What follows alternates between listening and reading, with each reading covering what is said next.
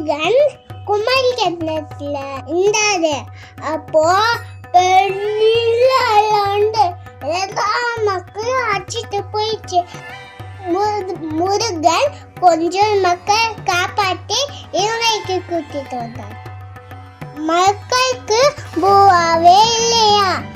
Murugan idea பண்ணார். காதெல்லாம் கொலிட்டு பெரிய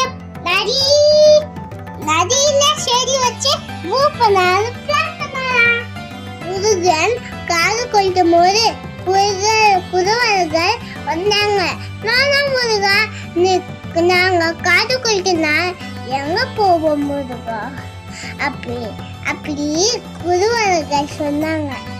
இல்லப்பா, காது கொளுத்துனாதான் எல்லா பேருக்கும் பூவா கிடைக்கும் அப்படி முருகன் சொன்னார்.